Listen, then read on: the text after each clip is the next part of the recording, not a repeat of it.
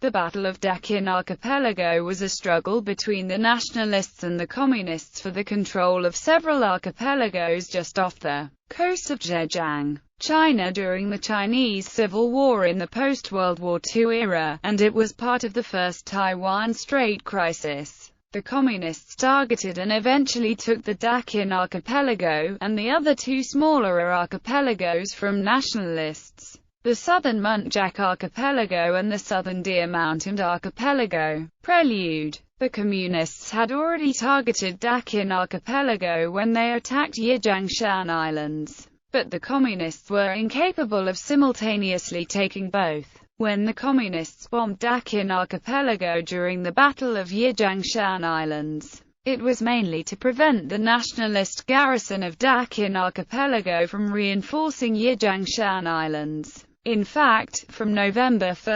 1954 to November 4, 1954, the Communist Air Force flew 49 sorties to bomb Dachen Archipelago, but none of the 721 bombs dropped hit their intended targets. On November 10, 1954, the Communist bombers flew 28 sorties and Communist fighters flew 46 sorties in support of the bombers to strike nationalist warships in the Dachen Archipelago, but only resulted in minor damages of a mere 5 warships. The battle. Air raids after the main battle of the Battle of Yijiangshan Islands had subsided. The Communists immediately turned their attentions to Dachen Archipelago before declaring the Yijiangshan Islands secured. On January 19, 1955, the first Communist bombing mission specifically targeting Dachen was carried out by combat-hardened aircrew with experience. Due to the previous 2 unsuccessful Communist bombing missions,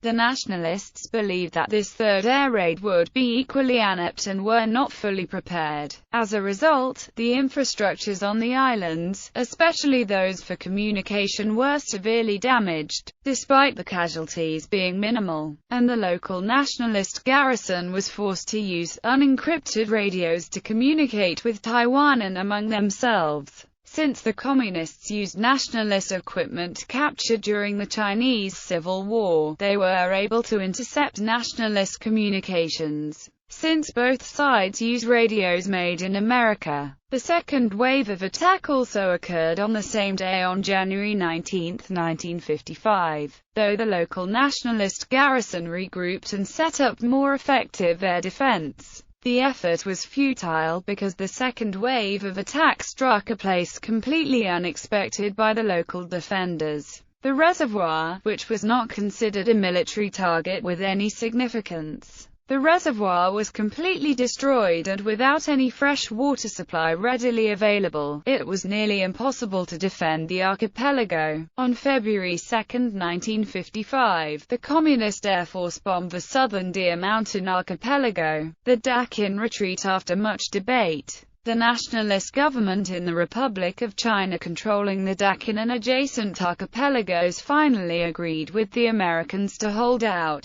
until an evacuation can be carried out by the American Navy in February 1955 to Taiwan, more than 200 miles to the south. The decision was made to withdraw on February 5, 1955, and the U.S. 7th Fleet used 132 boats and 400 aircraft to move 14,500 civilians, 10,000 Republic of China servicemen, and 4,000 guerrilla fighters, along with 40,000 tons of military equipment and supplies from the island. After the evacuation, the last flag of the Republic of China in Dachen was lowered by Chiang Ching-kuo, and the Zhejiang province government was abolished in the Republic of China as Dachen was their last stronghold in the province. Last phases after the retreat, northern Muntjac Island was the first to be taken by the People's Liberation Army on February 8, 1955, and by February 12, 1955, the entire Dachen archipelago had fallen into the enemy hands. On February 13, 1955, the entire southern Muntjac archipelago was taken by the Communists. The nationalists had left a single regiment to garrison the southern Deer Mountain Archipelago to the south of Dachen Archipelago for a symbolic struggle, and the regiment held out until late February 1955. The local commander realized the struggle was futile and was unwilling to waste troops in a lost cause, and thus asked and received permission to withdraw. On February 26, 1955, the People's Liberation Army took the southern Deer Mountain Archipelago and the battle concluded.